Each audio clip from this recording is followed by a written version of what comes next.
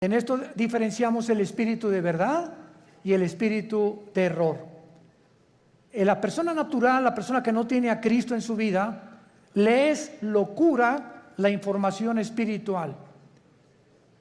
En los 40 años que tengo predicando la palabra, 43 de convertido, y en todos los, se podría decir, más de 100 debates que he tenido con escépticos, agnósticos, politólogos, ateos, etcétera, etcétera, siempre me he enfrentado, cuando atacan la Biblia, preguntarles si ya la leyeron.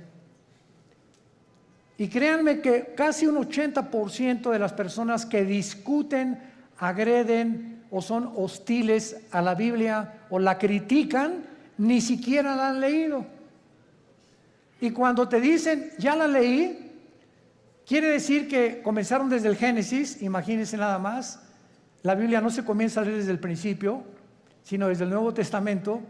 Y te dicen, ya la leí, o sea, leí los 66 libros en 3 o 4 meses, y con eso ya entendieron los secretos de Dios. Qué tremendo, ¿verdad? Entonces es importante que esto lo tengamos nosotros como base, porque estos secretos que pertenecen al mundo espiritual, a Dios le ha agradado revelárnoslos a nosotros. Cuando Jesús comenzó a hablar en parábolas, Mateo 13, Marcos capítulo 4, etcétera, etcétera, les dijo a ustedes, a los discípulos, a los que me siguen, les he dado a entender las cosas que estoy contando en las parábolas. Que el sembrador salió a sembrar, que el trigo, la cizaña, las aves del cielo, la tierra, etcétera, etcétera, que la gente ni siquiera entiende, tenían un trasfondo espiritual dado a los que siguen a Jesús. Entonces, si tú eres una persona, o los que nos escuchan, que quieres respuestas, por ejemplo, ¿por qué Dios permitió el mal en el universo? ¿Por qué, si Dios sabía que Adán y Eva iban a pecar, por qué los creó sabiendo como omnisciente que es Dios, etcétera, etcétera? No vas a tener respuestas hasta que comiences a seguir a Jesús, porque a Dios no le interesa enriquecer tu conocimiento intelectual, sino cambiar tu vida, transformar tu vida. Entonces les digo a los discípulos, ustedes que ya me siguen, a ustedes les voy a dar a revelar y a que entiendan, les voy a abrir el entendimiento para que comprendan las cosas que la gente común y corriente, por muy inteligente que sea, no las puede entender. El libro del Apocalipsis, que es el 66º libro de la Biblia, es un libro lleno de símbolos. Y todos estos símbolos que aparecen en el Apocalipsis aparecen en el Antiguo Testamento. Casi la mitad de las citas del Apocalipsis vienen del Antiguo Testamento. Entonces, si yo quiero entender en el Apocalipsis qué significa Babilonia, o los 10 cuernos, o las 7 cabezas, o quién es la bestia, necesito tener un conocimiento anticipado del libro de Daniel, del libro del Génesis y del libro de Ezequiel, principalmente para yo poder interpretar o enseñar el Apocalipsis. Entonces, vamos a abordar en esta mañana, en esta serie que me ha parecido de veras maravillosa, y yo mismo estoy asombrado cada vez que descubro más y más misterios en la Biblia, el misterio de Babilonia. En la Biblia hay 2 palabras, 2 ciudades que se mencionan más que cualquier otra nación de toda la historia. Y la primera es Jerusalén. Es la que más se menciona desde el Génesis hasta el Apocalipsis. Y la segunda es Babilonia. Cuando la Biblia termina en el Apocalipsis mencionando a Babilonia, a una ramera que vamos a ver ahorita, por eso se le llama un misterio, porque es la madre de las rameras y de las abominaciones de la tierra. Tenemos que entender que en el Antiguo Testamento Fue en la tierra de Babilonia donde comenzó la brujería, la astrología, el ocultismo, las ciencias ocultas y todo aquello que pertenece a la dimensión satánica tuvo su origen en Babilonia. Ahora bien, la palabra Babilonia y Babel son intercambiables, pero encontramos nosotros en Génesis capítulo 10 que la primera ciudad que Nimrod se le menciona en Génesis 10 del 8 al 10 como un cazador delante de Jehová. Pero esa palabra delante de Jehová significa en contra de Dios en el original hebreo. Y él fue el primer hombre que levantó Babilonia, que después acabaron levantando una torre, Génesis 11, la torre de Babel, donde Dios tuvo que confundir las lenguas, porque si ellos continuaban con ese sueño, con ese anhelo de llegar al cielo y de tener comunicación con los astros, etcétera, etcétera, ellos iban a acabar completamente destruidos por Dios. Entonces, la gran variedad de lenguajes que hay en el mundo es una manifestación de la misericordia de Dios, porque de otra manera nos acabaríamos todos, pero en 3 días. Entonces, gracias a que unos hablan francés, otros español, otros italiano, etcétera, etcétera, el mundo ha durado casi 6,000 años. Muy bien, ahora Babilonia, aparte en el Antiguo Testamento, aparece con otros nombres geográficamente. Uno de ellos es la tierra de los caldeos. La tierra de los caldeos. Y esta palabra, la tierra de los caldeos, esta frase significa la gente que vivía en Caldea. Y Caldea era Babilonia. Entonces, cuando tú oyes la tierra de los caldeos, es la zona geográfica donde la humanidad se comenzó a levantar en contra de Dios. Y actualmente, geográficamente, se encuentra en la nación de Irak. Ahí lo que es ahorita Irak y Siria, porque en el Antiguo Testamento Irak y Siria era la tierra de la Mesopotamia y no había una división, estas dos naciones no están divididas todavía, y toda esa área geográfica es precisamente donde comenzó la humanidad, de acuerdo a la Biblia. Porque por ahí corre el río Tigris, que nace en en Turquía, son como 3,000 kilómetros y desemboca en el Golfo Pérsico, donde ahorita hay una gran tensión, por cierto, entre Irán, Inglaterra y Estados Unidos, porque Irán continúa apoderándose de los barcos petroleros ingleses, porque está provocando Irán. No sé si leen los periódicos, anoche otro escándalo, que no han soltado el barco que capturaron los iraníes en el Golfo Pérsico, el estrecho de Hormuz, que es exactamente junto a Irán, porque ellos quieren una guerra contra Estados Unidos por el grupo Hezbollah terrorista, para que si Estados Unidos actúa a través de la naval y a través de la guerra y viene un enfrentamiento, entonces entraría a la guerra Israel y bíblicamente los judíos destruirían Elam. Apúntalo, de Enrique, L-A-M. Elam es una franja que está dentro de Irán, junto al Golfo Pérsico, pero es la parte más pegada al Golfo Pérsico, al estrecho de Hormuz. Y ahí en Elam, que pertenece a Irán, es donde se encuentran los reactores nucleares más poderosos de Irán.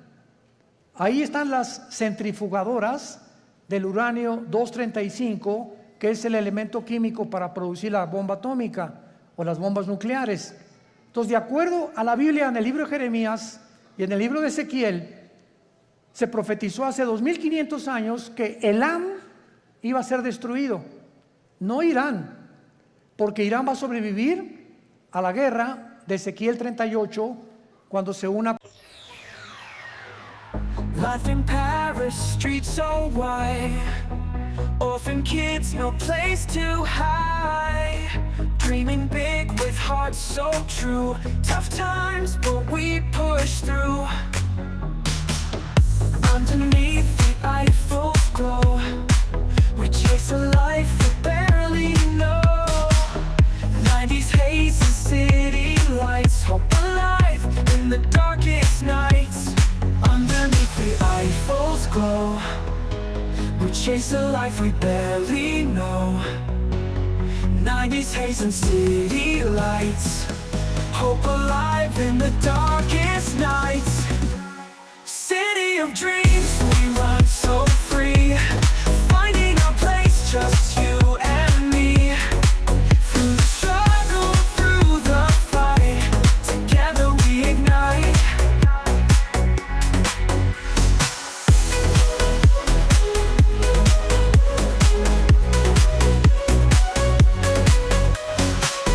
Painted skies with stories told, in the alleys dreams unfold.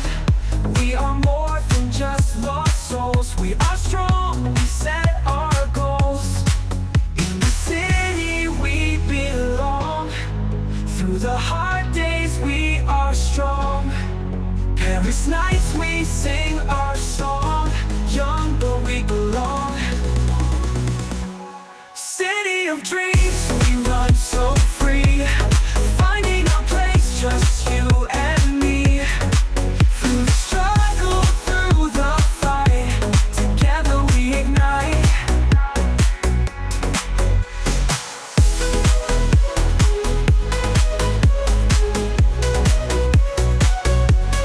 City of dreams, we run so free, finding our place, just you and me. Through the struggle, through the fight, together we ignite.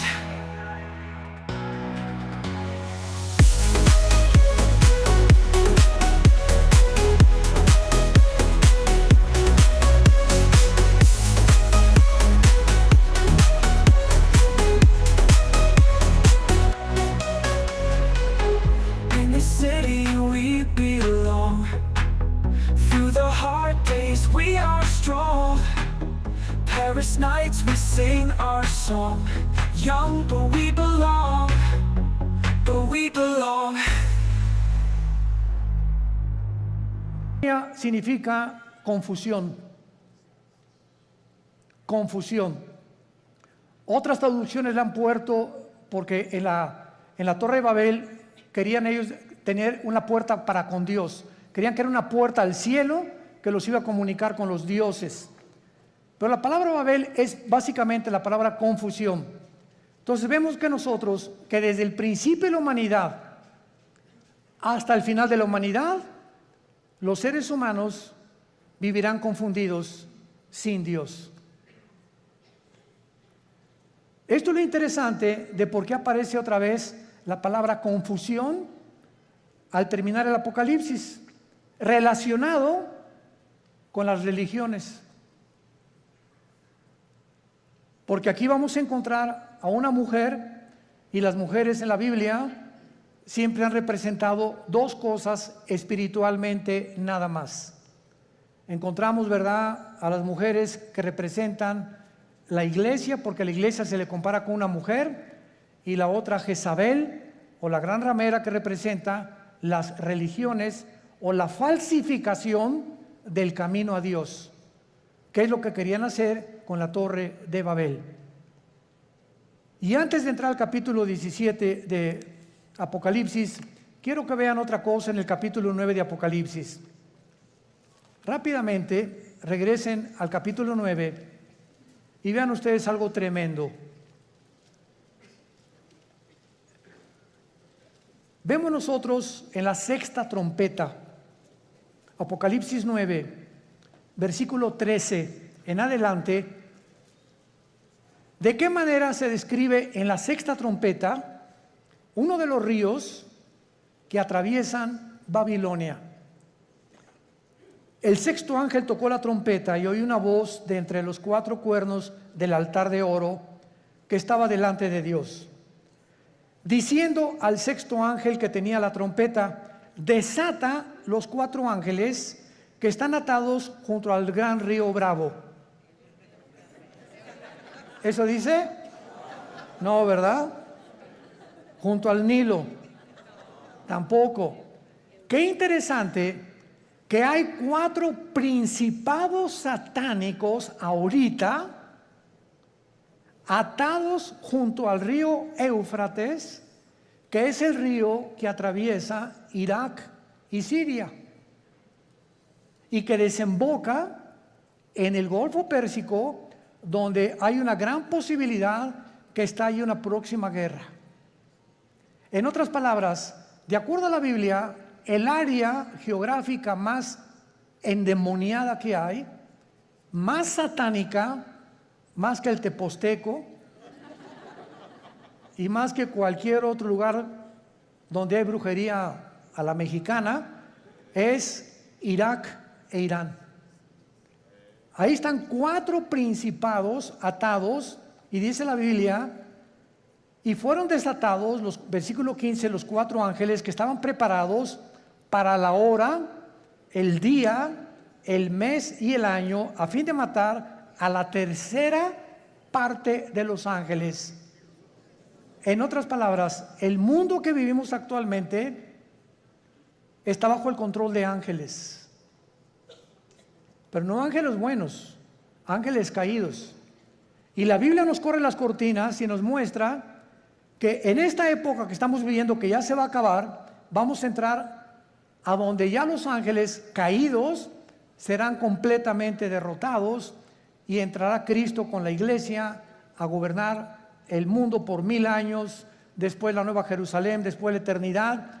Pero dice Hebreos capítulo 2, Dios no sujetó el mundo venidero a los ángeles. O sea, el mundo que viene después del de nosotros, ya los ángeles no van a tener parte, ahorita sí la tienen.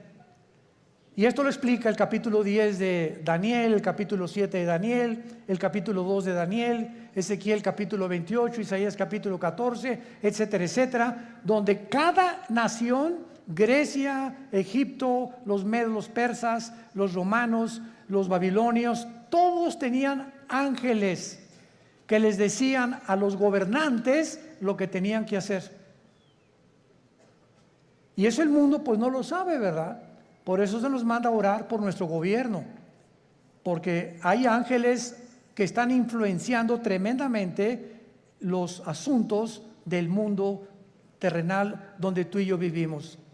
Muy bien, vayamos pues a Apocalipsis 17 y veamos este conflicto y este misterio que vamos a resolver, que es el primero de Babilonia.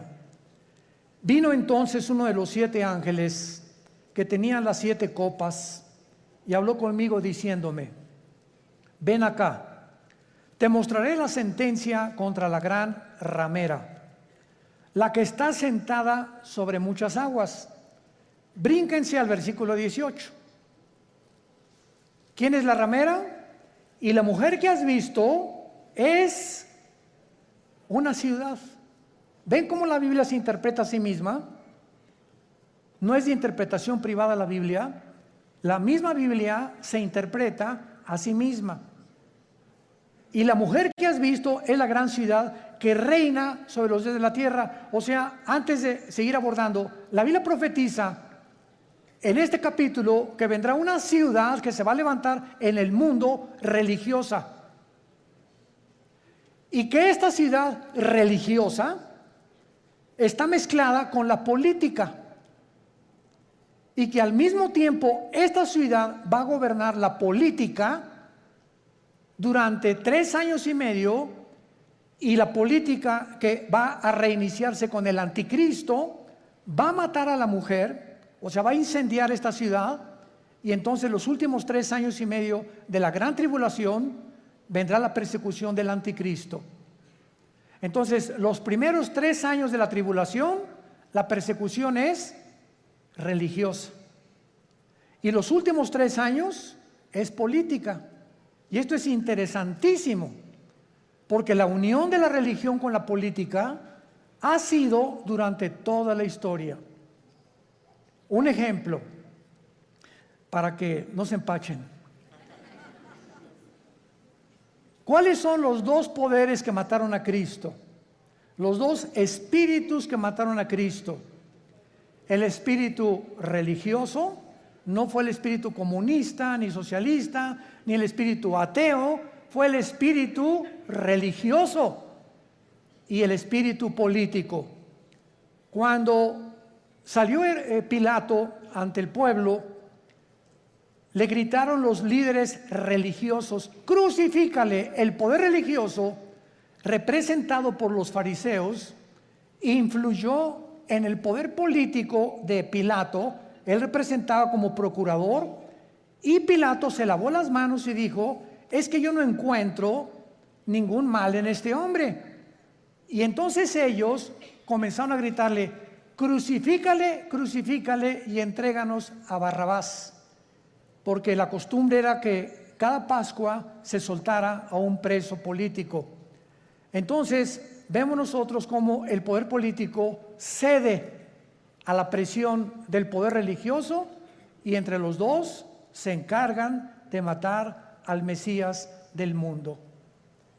Y desde entonces, antes y por toda la historia, vemos todos los emperadores con brujos.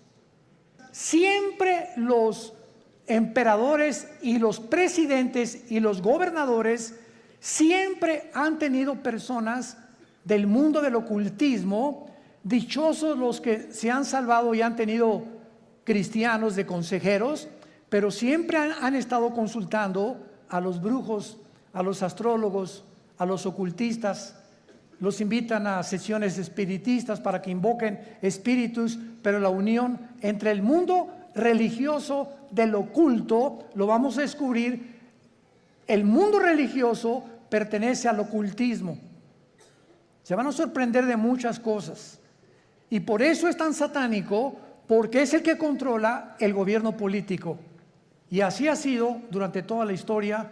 Y cuando el anticristo, antes de que él pueda tomar el poder del mundo, va a necesitar, Apocalipsis 13, al falso profeta.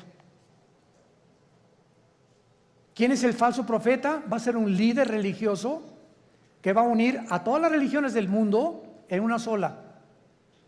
Y cuando ya el anticristo vea que ellos le pavimentaron el camino para que su gobierno político pudiera emerger, entonces el anticristo quema a esta ciudad donde se van a concentrar las religiones del mundo, y él se proclama, segunda de Tesalonicenses 2, 3 y 4, el único Dios, donde el mundo lo adora como adoraron a los césares romanos como dioses.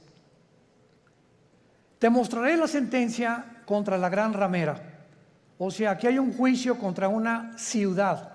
Es lo primero que acabamos de despejar, esta incógnita. Esta ramera representa a una ciudad que está sentada sobre muchas aguas. Las muchas aguas en la Biblia son las naciones, como lo interpretó el versículo 18.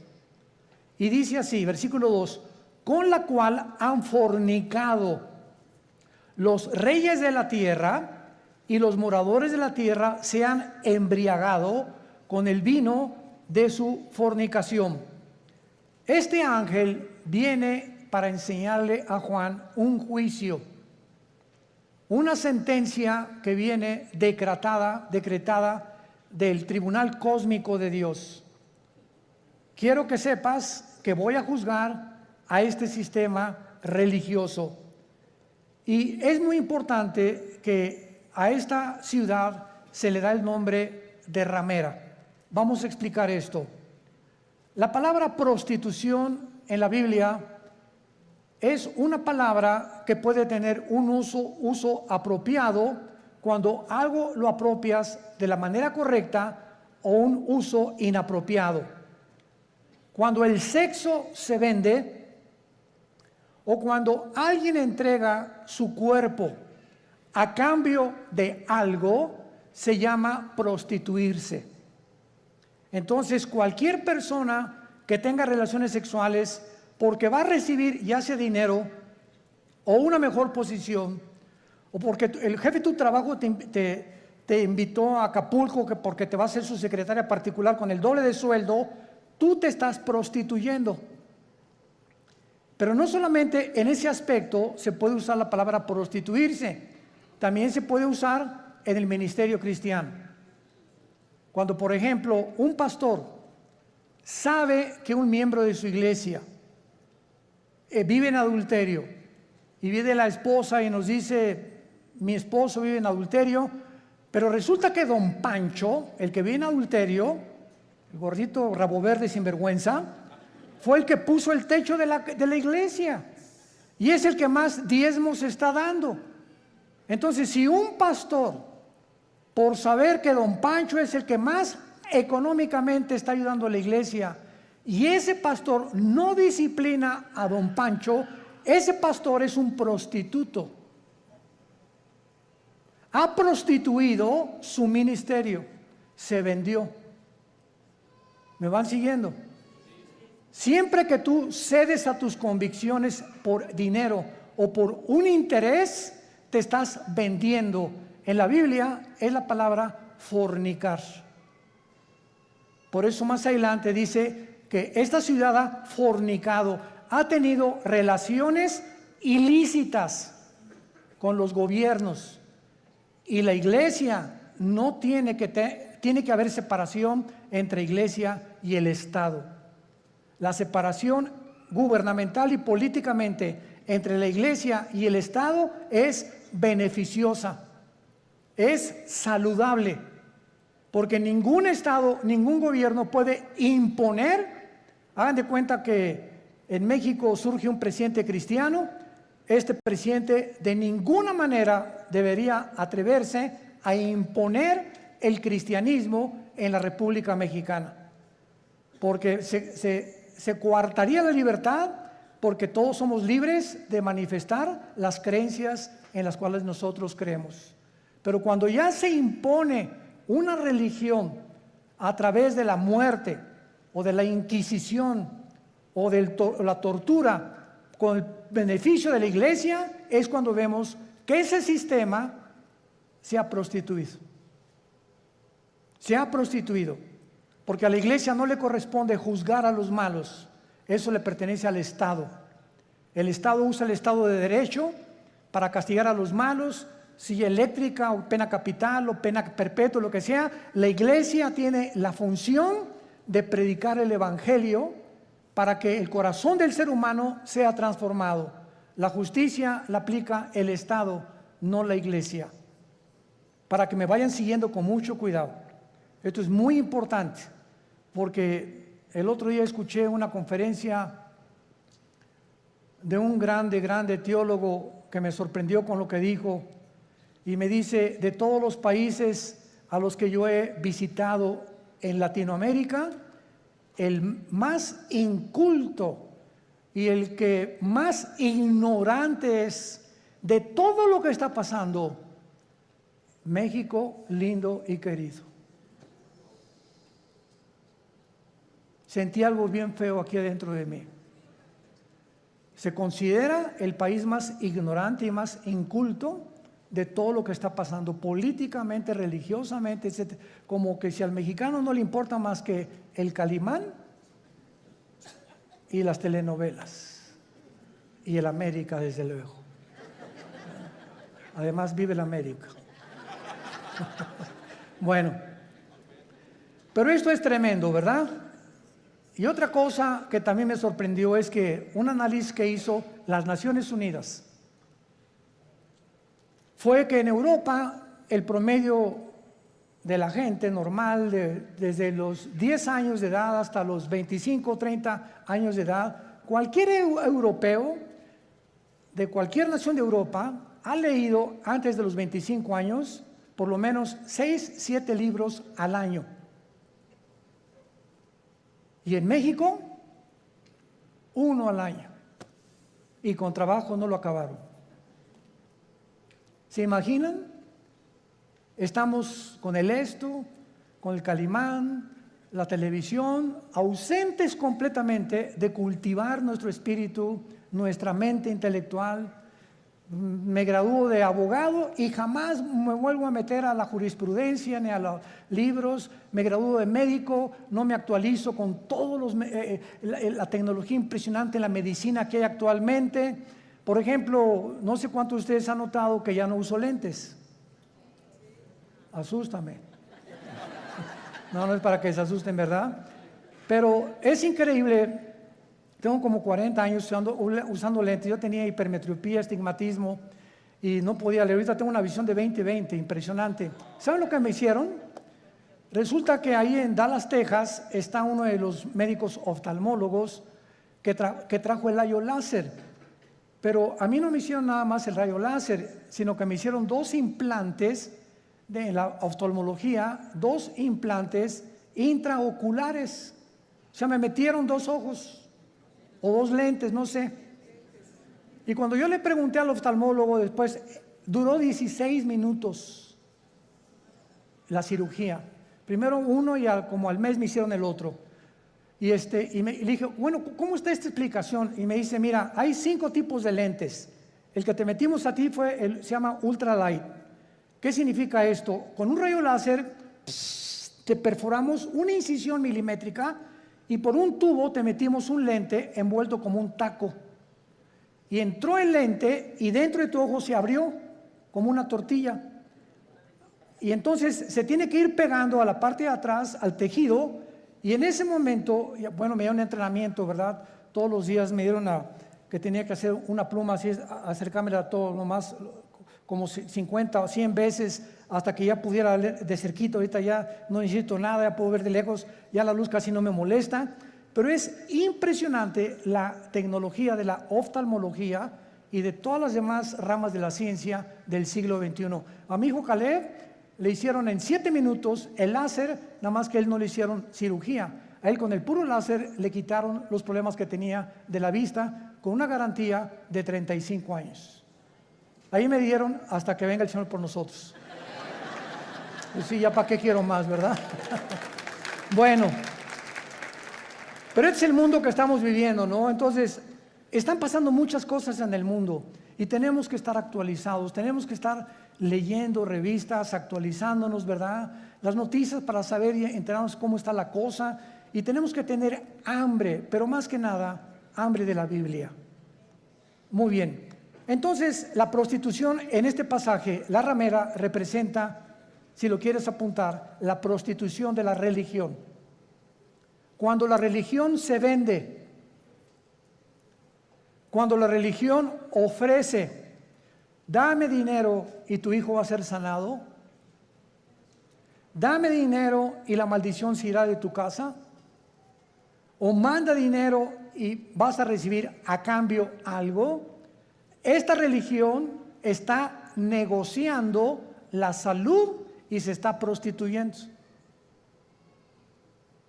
Porque la Biblia dice que Dios ama al dador alegre, no por necesidad, ni por coerción, ni por amenaza, ni porque si no mandas, la maldición de Tutankamén caerá sobre tu casa. Ahí es cuando vemos la prostitución de la religión. Hace poco acaban de capturar a un hombre, ¿verdad?, en Estados Unidos, líder de una secta que se llamó La Luz del Mundo en México, que no se imaginan ustedes, ¿verdad? No son millonarios, son multimillonarios. Y lo más asombroso es que el 70% de las gentes que van a estos millones de personas que pertenecen y el dinero que tienen son gente humilde, son gente de pobres, o sea, de la clase indígena y de casi, como decía Cantinflas, desleídos y desilustrados. No son muchos profesionistas ni mucho menos. Y estas personas, ¿verdad?, tenían comandos armados. Cuando ese hombre viajaba con guardaespaldas, con ametralladoras, etcétera, etcétera. Y llegó a convencer a la gente de que él era Dios.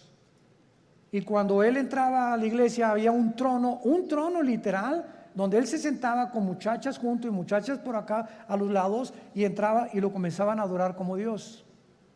En otras palabras, él estaba vendiendo, prostituyendo la religión. Y así hay cantidad de sectas, e inclusive se puede dar en iglesias cristianas. Cuando los líderes, vuelvo a repetir, por causa del dinero o por conveniencia del dinero, se venden y sus convicciones las crucifican para poder obtener lo que ellos están ofreciendo mediante milagros.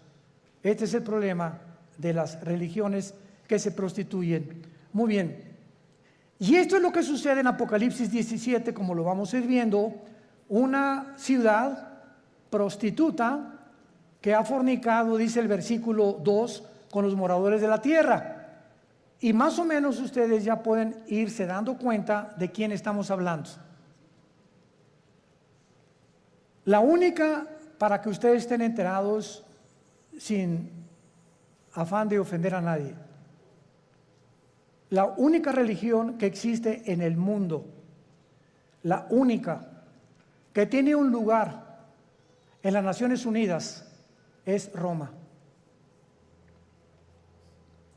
La única religión que durante 18 siglos en Europa no permitía que los reyes se casaran más que con los que ellos autorizaban.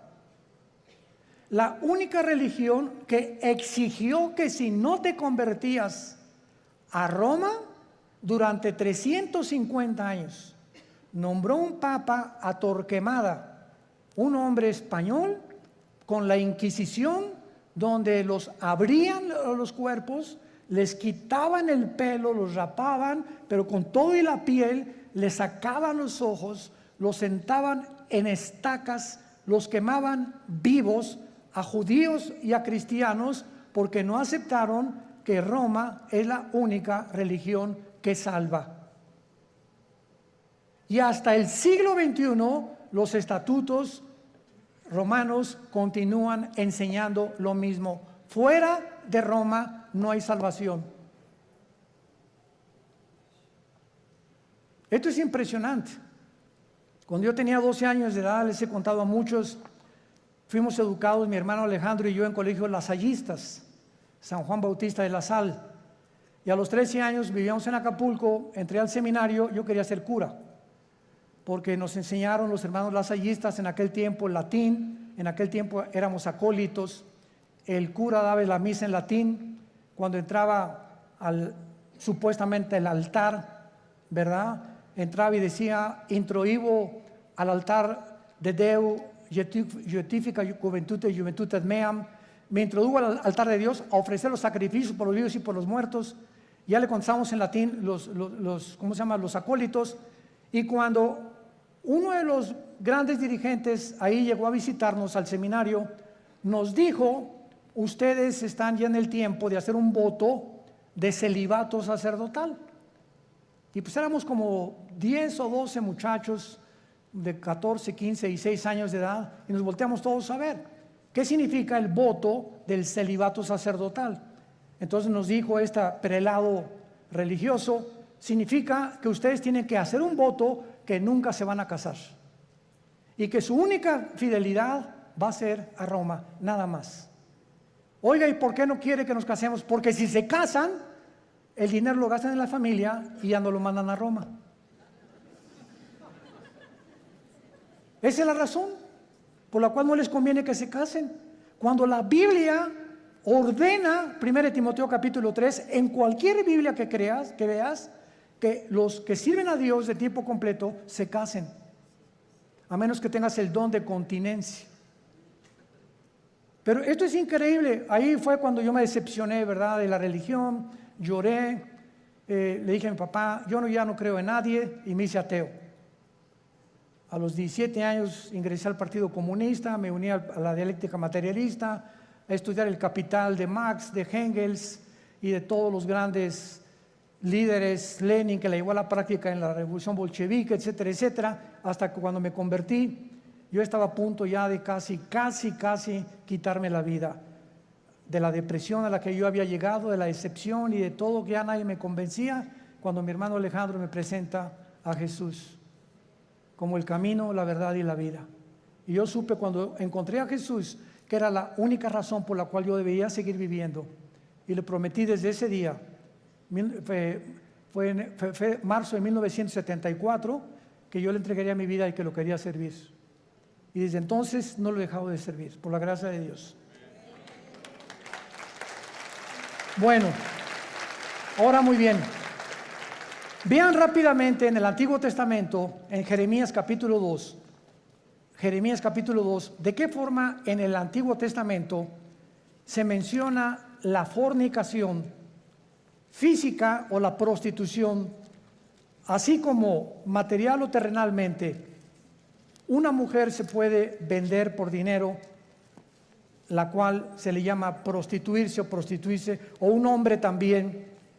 Espiritualmente, Dios usa el mismo término cuando tú le dejas a Él por los ídolos, o cuando dejas a Dios por otras cosas más importantes que Él.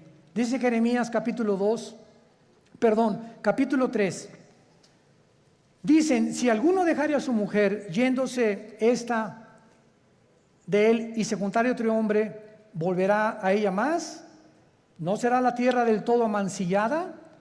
Tú pues, le está hablando Dios a Israel, has, ¿qué cosa? Fornicado con muchos amigos. Pero no se está refiriendo Dios a la fornicación física sexual. Veámoslo. Mas vuélvete a mí, dice Jehová, alza tus ojos a las alturas y ve en qué lugar no te hayas prostituido, junto a los caminos te sentabas, para ellos como árabe en el desierto, y con tus fornicaciones y con tu maldad has contaminado la tierra. Por esta causa las aguas han sido detenidas y faltó la lluvia tardía, y has tenido frente de ramera y no quisiste tener vergüenza. Dios acusa a Israel de fornicar con los ídolos, que es lo mismo cuando un hombre se va con una mujer que no es su esposa, o cuando un muchacho tiene relaciones con su novia sin casarse, está fornicando. Ella se está entregando a él o por conveniencia, o él con ella. Se están prostituyendo los dos. Y cuando tú espiritualmente dejas a Dios y abrazas cualquier otra área de la vida por olvidarte la palabra de Dios, has prostituido tu llamado. Estás fornicando. En otras palabras, en la Biblia, la idolatría se le compara con la fornicación sexual. Ahora veamos y confirmémoslo en Santiago capítulo 4, en el Nuevo Testamento, y dice así el apóstol Santiago. Santiago capítulo 4, versículo 4. Santiago 4, versículo 4. Oh almas, ¿cómo se les llama? Adúlteras, pero no porque se hayan ido con otra mujer. ¿No sabéis que la amistad del mundo es enemistad contra Dios? Cualquiera que se quiera ser amigo del mundo se constituye enemigo de Dios. ¿O pensáis que la Escritura dice en vano, el Espíritu que Él ha hecho morar en nosotros nos anhela celosamente? Vemos ya que también en el Nuevo Testamento la fornicación puede ser espiritual o puede ser de carácter sexual. Vayamos otra vez a Apocalipsis, nuestro pasaje, y ya vamos despejando muchas incógnitas que estaban ocultas ante nuestros ojos, por lo cual Dios le llama a esta ciudad, versículo 2, has fornicado con los reyes de la tierra. Roma tuvo relaciones ilícitas con los políticos. Cuando Constantino en el año 325 después de Cristo, apúntalo, fue el último emperador romano, fueron los emperadores los que le hablaron a una persona para darle el título de pontífice. Fue el primer título que se le dio a un dirigente en Roma. La palabra pontífice significa constructor de puentes en el latín.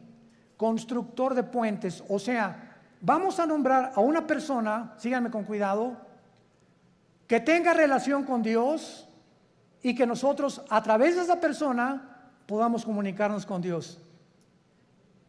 Cuando 350 años antes, La Biblia dice, porque no hay más que un solo mediador, Hechos 4:12, entre Dios y los hombres, Jesucristo hombre. Entonces, Roma toma el lugar de Jesús y dicen que ellos a través actualmente de cualquier cura o cualquier padre te tienes que ir a confesar.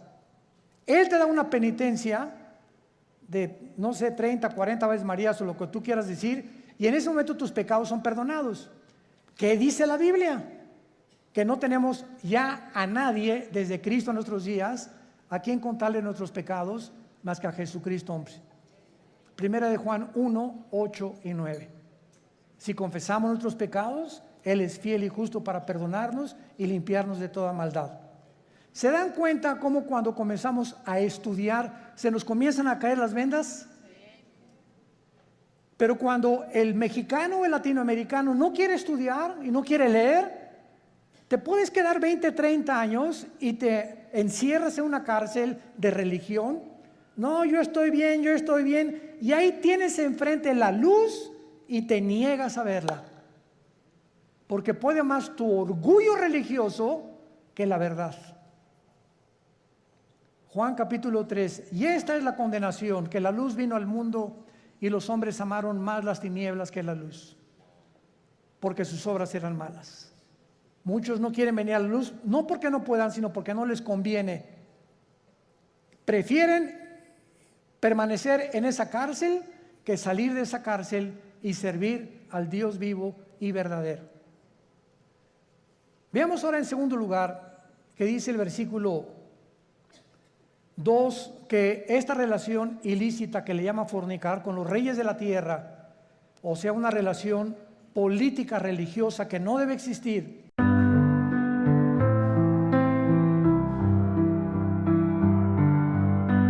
And the city lights glow, a doctor moves so slow, healing hearts and minds, through the dark he will go.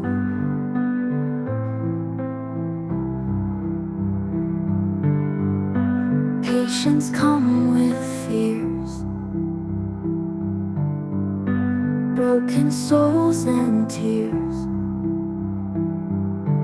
In his hands they're safe, time will mend their years. Doctor of dreams he is, healing hearts with skills. Lessons learned in pain, life's a spinning wheel.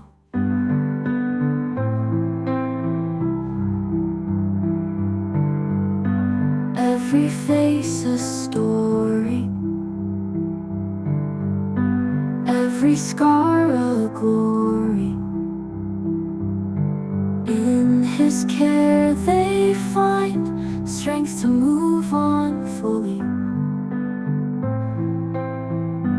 Lessons life may teach, found in every speech.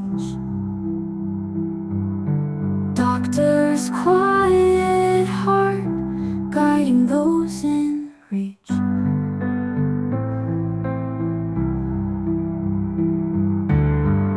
Sleepless nights he fights, under moon's soft lights. A hero in the dark, mending broken lives.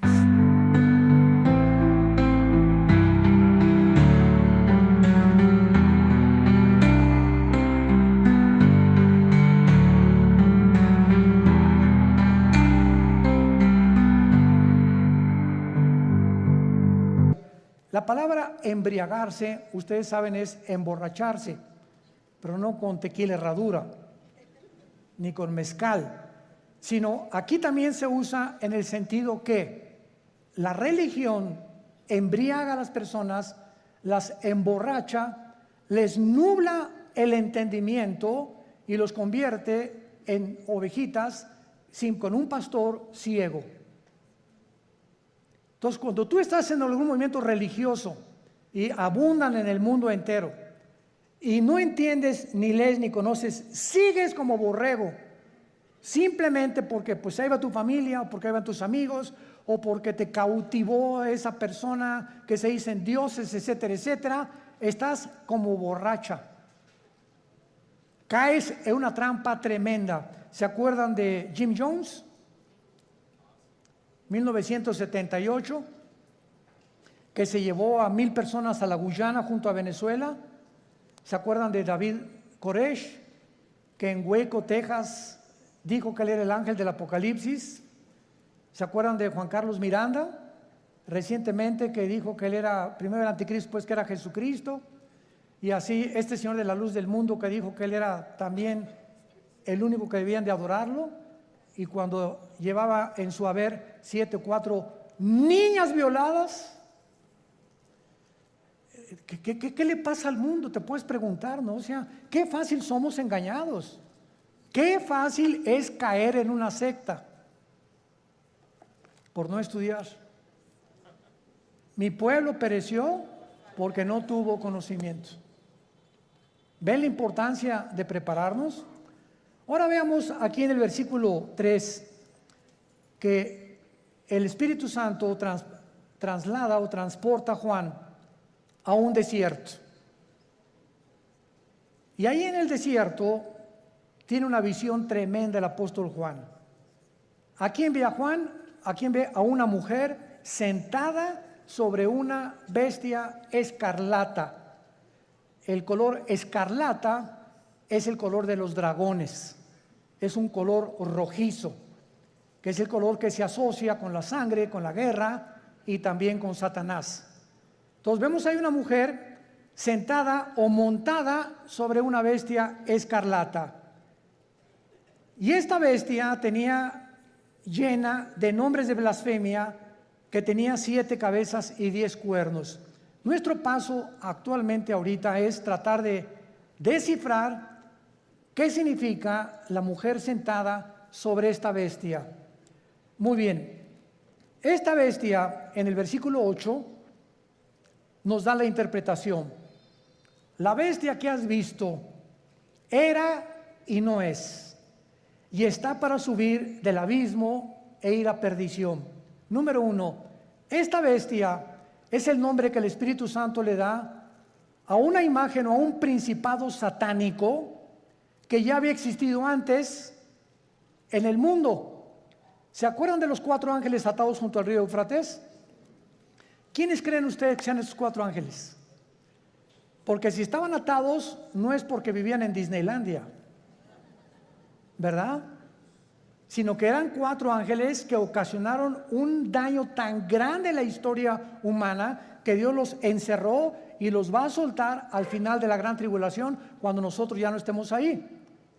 Pero en el capítulo 10 de Daniel se nos revela que cuando Dios envió un ángel a la tierra para comunicarle a Daniel el futuro de Israel con la profecía de las 70 semanas, otro principado satánico se atravesó y lo interrumpió durante casi 3 semanas, que mientras había una guerra en la dimensión espiritual, Daniel se encontraba en la tierra orando. En esas 3 semanas hubo una guerra espiritual sin que Daniel lo supiera. Y esas oraciones de Daniel hicieron que viniera el ángel y bajara Miguel, el arcángel y comandante en jefe de las huestes de los ángeles buenos de Dios, para que ese ángel fuera librado y llegara a la tierra, a Jerusalén, a Babilonia, y le entregara a Daniel el recado. Y entonces ahí el ángel le dice a Daniel: me detuvo el ángel de Persia. En otras palabras, el principado que estaba gobernando el imperio pérsico, que es el imperio de Irán, porque en 1935 se le cambió de Persia a Irán, era un principado satánico. ¿Y cuáles son los 4 imperios que Daniel menciona? Babilonia, los medos y los persas, los griegos y los romanos. Estos 4 ángeles del Apocalipsis de la 6ª trompeta son los 4 ángeles que estuvieron al frente de los más grandes imperios del pasado y que fueron imperios antisemitas. Y van a volver otra vez a resurgir. Pero aquí hay un ángel que está en el abismo. ¿Qué es el abismo? Muy bien, la Biblia nos habla de que hay prisiones en el centro de la tierra. Una es el infierno. ¿Quién está en el infierno? ¿Tu comadre? ¿Tu tía? ¿Tu tío? No sabemos, ¿verdad? El infierno es el lugar de los espíritus humanos, nada más, desde Adán hasta nuestros días, que bajan al centro de la tierra. Todos los que murieron sin Cristo o rechazaron la salvación se encuentran en el infierno. En el infierno no hay demonios. Ahora, el lugar de los demonios, cuando Cristo vino al mundo, el gadareno le dijo a Cristo, ¿verdad? O cuando los iba a sacar del endemoniado, le dijeron a Cristo: no nos mandes al abismo, déjanos meternos en los puercos, porque los demonios saben que al bajar al abismo ya no salen hasta Apocalipsis capítulo 9, que se les va a abrir la puerta y van a invadir el mundo. ¿Se imaginan? Ahorita hay maldad. Ahora imagínense con todos los demonios sueltos. Entonces en el abismo están los demonios, en el infierno los seres humanos, en el Abadón o en el Tartarus están los ángeles caídos que Dios ha guardado por ahí y que también serán soltados después. Y hay otros ángeles que están guardados y que ya nunca jamás, por toda la eternidad, van a ser soltados. Entonces la Biblia nos muestra claramente que esta bestia que estaba viendo Juan, no hay otro nombre más que bestia para darle, porque la palabra bestia en el griego significa algo cruel, rapaz, sanguinario, que no se le puede comparar a un tigre, ni a una hiena, ni a un león, ni a una águila. No hay ningún animal comparado, y por eso se le adjudicó el nombre de bestia. Y esta bestia es el anticristo. ¿Qué nos dice la Biblia? Que cuando surge el anticristo, que lo más seguro es que el diablo va a tener relaciones con una prostituta. Y de esta relación van a ser el anticristo. ¿Cuándo entra el espíritu al cuerpo humano?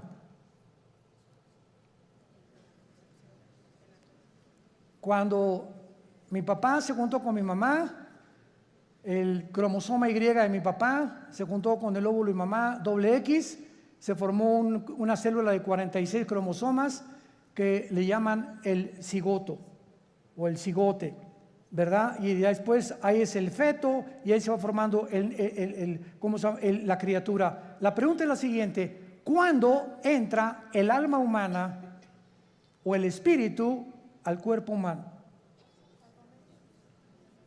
Esta pregunta ha hecho que los mismos científicos estén debatiendo actualmente cuándo se aborta y cuándo no se aborta. No hay ningún médico, ningún doctor, ningún genetista, ningún ginecólogo, nadie que te pueda decir cuándo comienza la vida. Y por eso se ha dado especulaciones. No, puedes abortar a las 3 semanas, a los 2 meses, al mes. Y las leyes en diferentes naciones cambian de acuerdo a la perspectiva y la opinión de tales o cuales médicos. Pero en el Salmo 139, escrito hace 3000 años, escribió Dios: mi embrión vieron tus ojos. Es en el momento de la fertilización, señores médicos que nos acompañan, es en el momento de la fertilización cuando el cromosoma de mi papá fertilizó el óvulo de mi mamá. En ese momento Dios nos considera seres humanos completos, con toda la información genética, aunque no se haya desarrollado el corazón ni el hígado ni mucho menos, pero en ese momento ya estamos potencialmente completos como seres humanos.